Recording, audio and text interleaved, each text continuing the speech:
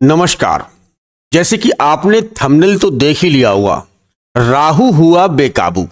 जी हाँ मित्रों, जनवरी, फरवरी और मार्च जो 3 महीने कैसा रहने वाला है, दिसंबर का महीना चल रहा है और तुला राशि के जातकों के लिए यह समय कैसा रहने वाला है।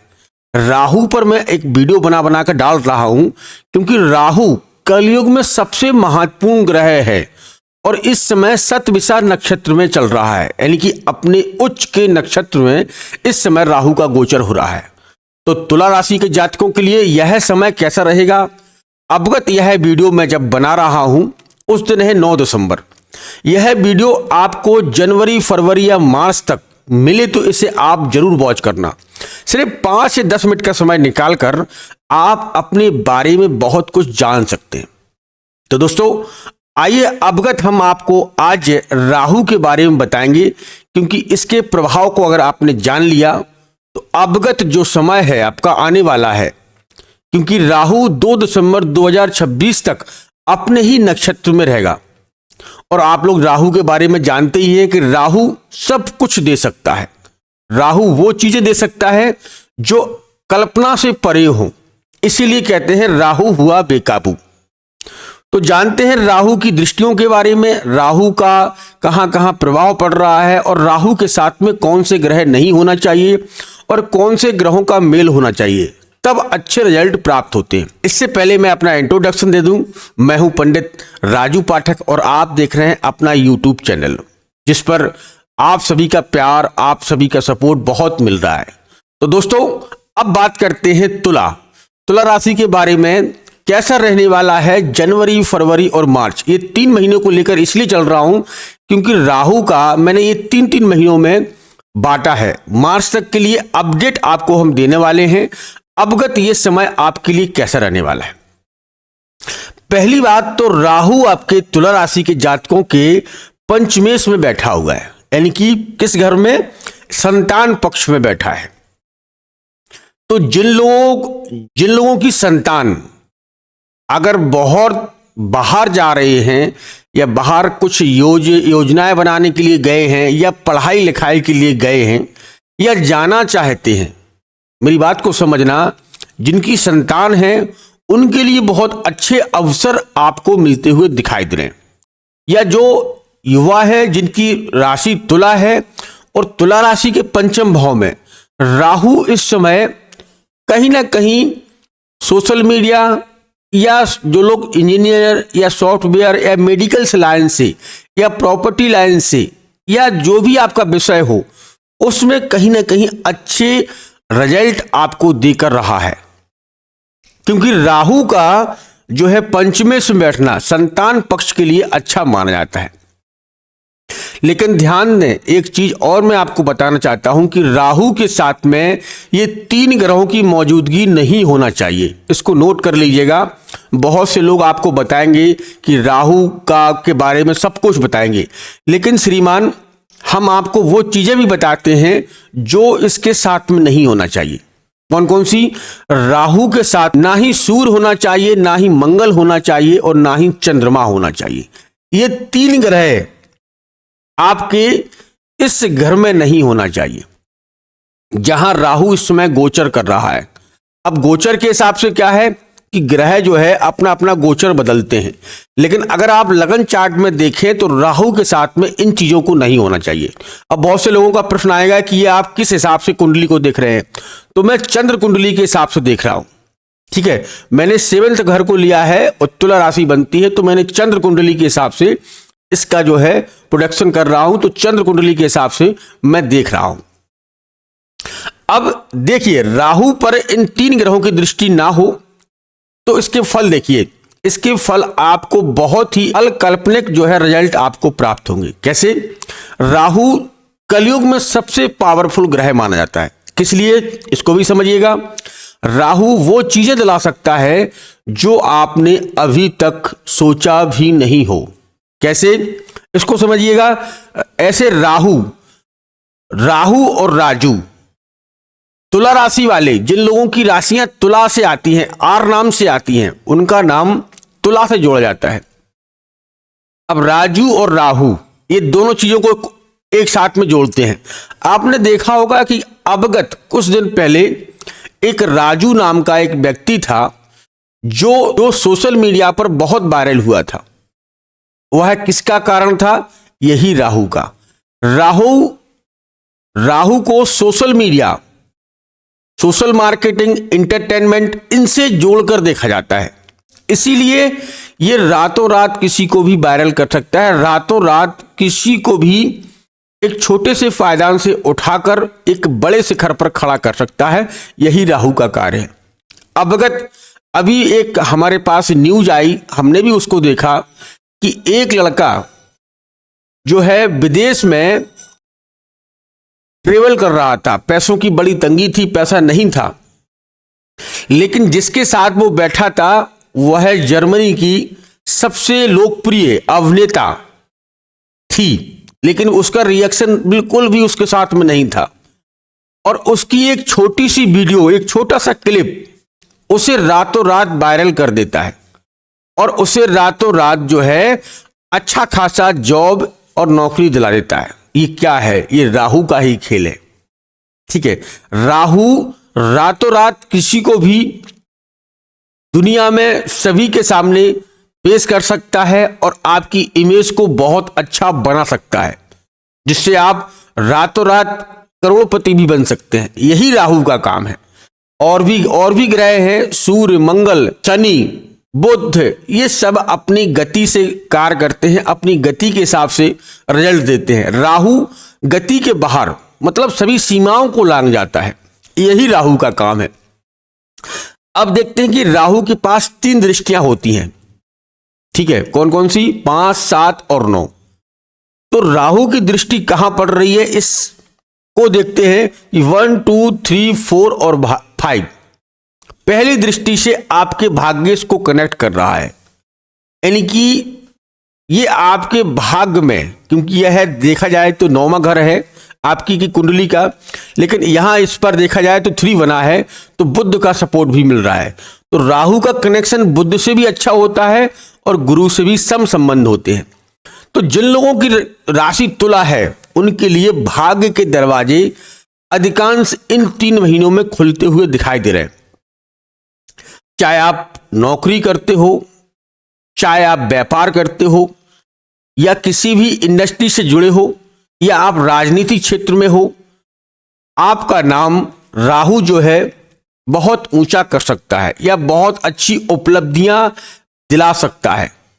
बात को समझना, यहां पर राहु के साथ में मंगल, सूर्य और चंद्र नहीं होना चाहिए इस जगह पर, तो ये उपलब्धि आपको दिला सकता है।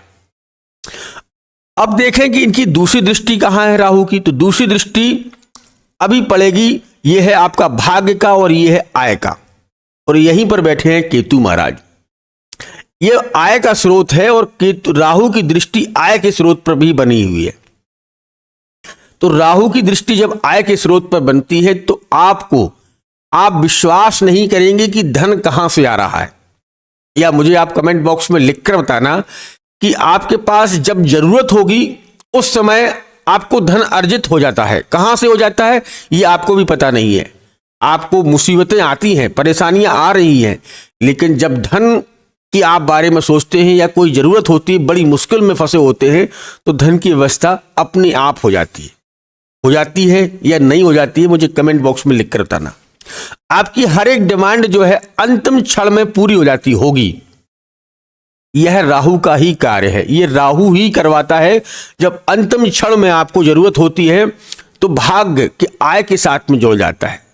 तो भाग्य पर ही नजर है और आय पर भी नजर है।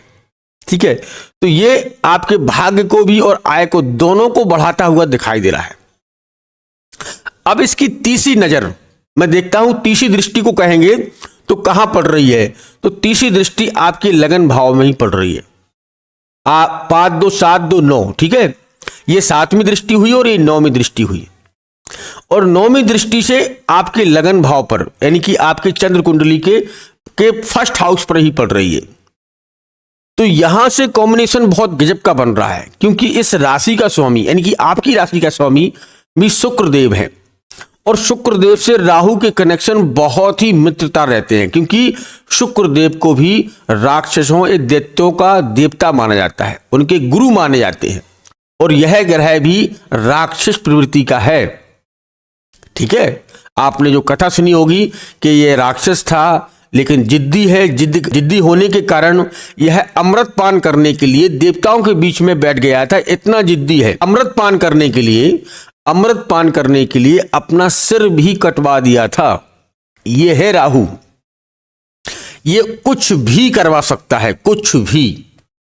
यह मैंने कहा कि यह अमृत पान करने के लिए अपना गला कटवा सकता है, तो ये क्या नहीं कर सकता है। तो ये किसी भी हद तक जा सकता है और कोई भी करवा सकता है। और यहां पर देखा जाए तो जो है नौवीं दृष्टि से आपकी राशि के जो है शुक्रदेव, आपकी राशि का स्वामी शुक्र है और उन पर ही दृष्टि बना रहे हैं। और वहीं पर दृष्टि बनाने से आपकी पोजीशन में और निखार आती। अगर आप कहीं कोई बड़े प्रोजेक्ट पर काम कर रहे हैं, ठीक है, बड़े प्रोजेक्ट पर काम कर रहे हैं, तो आप मुझे बता सकते हैं कि वह प्रोजेक्ट आपका इन महीनों में अपने आप आपके पास कॉल आ सकता है, या अपने आप आगे से अगली वाली पार्टी आपको कह सकती है कि भाई साहब बहुत दिनों से पेंडिंग पड़ा था, वो काम अब आपका प्रारंभ हो जाएगा। क्योंकि राहु यहां सतविषा नक्षत्र में है, राहु अपने उच्च नक्षत्र में है, और उच्च नक्षत्र में होने से जो है सीधी दृष्टि, नौवीं दृष्टि आपके लगन भाव पर पड़ रही है। तो बॉडी से जुड़े पार्ट्स से जुड़े कोई भी अगर आपको बीमारी है या तकलीफ है, तो वह कहीं ना कहीं जो है समाप्त करता हुआ दिखाई दे रहा है। और आपके अंदर एक जिज्ञासा, एक पैसा कमाने की लालसा और एक पद के लिए लालसा बढ़ती जा रही है, और वही जो है लालसा को पूरी करवाता है राहु। जब समझ लेना कि आपके हर एक काम धीरे धीरे करके बनने चालू हो जाएं, तो समझ लो, आप ये बात को नोट कर लेना कि राहु आपकी कुंडली में बहुत ही सटीक और बहुत ही अच्छे निर्णय अब आपको देने वाला है। ये 9 महीने के लिए है, मैं ये 3 महीने के लिए बता रहा हूं, जनवरी, फरवरी और मार्च। अवगत आने वाले वीडियो में और भी बताऊंगा, लेकिन ये 3 महीनों के लिए, जनवरी, फरवरी, मार्च, दिसंबर का महीना चल रहा है, लेकिन मार्च तक के लिए मैं अपडेट दे रहा हूं। आपको मार्च तक यह वीडियो मिले तो आप मुझे बताना कि आपके जो पेंडिंग कार्य पड़े हैं, जो हो नहीं रहे थे, जो काफी समय से आप सोच रहे थे कि भगवान हो जाए, कैसे हो जाए, अचानक अगली पार्टी आपसे कॉल करके आपसे कहेगी कि भाई साहब आप काम कर लीजिएगा, और ये आपके लिए रोका था। तो समझ लीजिएगा अब राहु सही निर्णय आपको देने लगेगा, या इस समय आपकी जो भी डीलें चल रही थी उनमें बहुत तेजी आ जाए, या आपके काम बनने लगे। समझ लेना कि राहु का आप काम चालू हो गया। अच्छा, इन चीजों में क्या देखना है कि यहां पर अगर आपकी कुंडली में राहु के साथ में मंगल, सूर्य और चंद्र बैठे हैं, तो क्या करना है कि इनके लिए रेमेडी करना होता है। अगर आपकी कुंडली में बैठे भी हैं, साथ में बैठे हैं, तो उनके लिए रेमेडी करना है। क्योंकि राहु अगर डिग्री में कम है तो धीरे से ही रिजल्ट देगा, कम रिजल्ट देगा, लेकिन देगा जरूर, लेकिन उसकी गति बहुत कम हो जाएगी। अब बहुत से लोग कहेंगे कि गुरुजी हमें कुछ रिजल्ट प्राप्त नहीं हुए, आप तो बहुत बड़ी बड़ी फेंक रहे हैं, बहुत बड़ी बड़ी बता रहे हैं। तो इसका कारण भी समझिएगा। राहु अगर आपकी कुंडली में कम डिग्री में बैठा है, ठीक है, राहु की 3 डिग्रियां होती हैं, उनको भी समझ लीजिए। राहु की पहली डिग्री होती है किशोर अवस्था। जब कोई ग्रह किशोर अवस्था में बैठा हो और कम डिग्री में बैठा हो, अब मानकर चलिए 6 महीने का बच्चा, आप उससे कहिएगा कि जाइएगा कहीं बाहर से पैसा कमा के लाइएगा। जब 6 महीने का बच्चा खुद अपने पैरों पर नहीं खड़ा हो पा रहा है, तो वो क्या करेगा बताइए आप, है कि नहीं। अब ये तो हुई आपकी किशोर अवस्था। अब हम करें वृद्ध अवस्था। अब 90 साल के आदमी से आप कहें कि 2 किलोमीटर आप दौड़ कर दिखाइएगा, ये 100 जो है 1 किलोमीटर दौड़ के दिखाइएगा, वो दौड़ पाएगा क्या? नहीं दौड़ पाएगा, क्योंकि वो होगी वृद्ध अवस्था। और अगर आपकी कुंडली में युवा अवस्था में राहु बैठा है, तो आप युवा अवस्था में जानते ही है, आपको जहां भेजा जाएगा वहां आप चले जाएंगे, आपको थकावट कम होगी, आपके लिए जो भी कार्य सौंपा जाएगा उसे आप कर लेंगे। अगर आपको भूख प्यास भी लग रही है तो उसे आप कंट्रोल करके काम जरूर करते रहेंगे सफलता पाने के लिए। यही होता है किशोर, वृद्ध और युवा अवस्था में। तो अगर आपकी कुंडली में राहु जो है 1 से लेकर 4 डिग्री तक बैठा है तो ये हो गया किशोर अवस्था, छोटी अवस्था। और यहां से 5 से लेकर 25 डिग्री तक, 18 डिग्री तक बहुत अच्छा माना जाता है बैठा है, तो युवा अवस्था में बैठा है।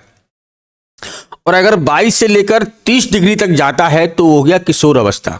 तो उसके लिए क्या करना है, राहु को बल देना है। अच्छा ध्यान रखिएगा, राहु का जो गोमेद रत्न होता है उसको धारण जब ही करना है जब आपके गुरु, आपके सूर्य सही हो, ठीक है। नहीं तो बहुत से लोग कहेंगे कि गुरुजी आपने गोमेद बताया था और मैंने गोमेद धारण कर लिया, उसके उल्टे रिजल्ट ना हो जाए। तो इसीलिए हम कहते हैं कि आप अपनी कुंडली में देखें सूर्य कहीं प्रबल तो नहीं बैठा है, सूर्य की दृष्टि तो नहीं है। सूर्य मंगल के साथ में या सूर्य की दृष्टि ना होने से यह घातक हो सकता है। मैं इसीलिए सब चीज क्लियर करता जा रहा हूं कि अगर आप गोमेद धारण करते हैं तो माणिक नहीं पहनना है, ठीक है। माणिक को आपको धारण नहीं करना है, मूंगा आपको नहीं पहनना है, जब गोमेद को पहनना है, क्योंकि यह दोनों शत्रु ग्रह होते हैं। मोती को नहीं धारण करना है। ये 3 रत्न आपको राहु के साथ में नहीं पहनना है अगर आप गोमेद पहन रहे हैं, ठीक है। और अगर यहां पर मान के चलिए सूर्य है, मंगल है और चंद्र है और ये प्रबल बैठे हैं, बहुत तेज हैं, मतलब इसकी डिग्री कम है और उनकी डिग्री ज्यादा है और उनका कॉम्बिनेशन नहीं बन पा रहा है, क्योंकि राहु को जो है चाल नहीं मिल पा रही है। चाल का मतलब वो अपने कार्य नहीं कर पा रहा है, तो सफलता कैसे देगा आप ही बताइए। तो उसके लिए उन ग्रहों की पूजा करना है। जैसे सूर्य के लिए आदित्य हृदय स्तोत्र का पाठ करना है, सूर्य को जल देना है, उनके मंत्रों का जाप करना है। मंगल के लिए हनुमान जी की सेवा करना है, मूंगा पहनना है, या फिर जो है हनुमान जी की सेवा के साथ साथ आपको मंगलवार और शनिवार को उनको हनुमान जी को जो है हनुमान चालीसा का पाठ करें या सुंदरकांड का पाठ करें। साथ में उन्हें हनुमान जी को चोला अर्पित करें, बंदरों को जो है केला अर्पित करें या मीठा को जो भी आपको लगे वो अर्पित करें या दान करें। इन चीज़ों को आपको करना है। अगर चंद्र है, चंद्र आगा साथ में बैठा है, तो आपको चंद्र के लिए सफ़ेद चीज़ों का दान करना है, दूध दही का दान करना है। तो इन चीज़ों को आप दान करते हैं। शंकर जी की सेवा करना है, शंकर जी को शहद से और शंकर जी को दूध से अभिषेक करें। हर सोमवार को कर सकें तो हर सोमवार को करें, नहीं अगर प्रतिदिन कर सकें तो प्रतिदिन करें, बहुत लाभ मिलेगा। इन चीज़ों को देखना है। तो अगर आपका ये कॉम्बिनेशन बनता है, इसीलिए हम बार बार कहते हैं कि कुंडली का मिलान देखना बहुत जरूरी होता है। अब आजकल के युवा तो कहते हैं कि गुरुजी क्या होता है ये? बेटा ये सब कुछ होता है, जीवन का खेल यहीं से निकलता है। अगर कुंडली में समय, तिथि और तारीख सही है तो एक एक पॉइंट निकल कर आता है जीवन का, ठीक है दोस्तों। तो ये सब कुछ मैंने आपको बताया आपकी कुंडली में अवगत जो है ये 3 महीने 90 दिन के ऊपर जो है अच्छे समय आने वाला है। लेकिन ये देखना होगा कि राहु की पोजीशन आपकी कुंडली में कैसी है। कोई सूर्य तो नहीं है, चंद्र तो नहीं है, मंगल तो नहीं है, दृष्टि तो नहीं है अवगत, नहीं तो जो उल्टा भी कर देते हैं, उल्टे भी कारण खड़े कर देते हैं, लड़ाई झगड़े वाद विवाद भी जो है बना देते हैं। क्योंकि राहु के साथ में सूर्य की कॉम्बिनेशन नहीं बनता है, मंगल का नहीं होता है और चंद्र का नहीं होता है। उसके साथ में शुक्र, बुध और आपका जो है गुरु से सम संबंध है, तो अच्छे संबंध बनते हैं। तो दोस्तों ये ओवरऑल ऐसा है, अगर इसलिए हम कहते हैं कि कुंडली दिखवा लिया करें, जांच लिया करें। तो दोस्तों ये वीडियो आपको कैसा लगा मुझे कमेंट बॉक्स में लिखकर बताइएगा। हाँ, मिलते हैं बहुत जल्दी एक नेक्स्ट वीडियो के साथ। तब तक आप अपना ख्याल रखिएगा, स्वच्छ रहिएगा। धन्यवाद और जय श्री राम।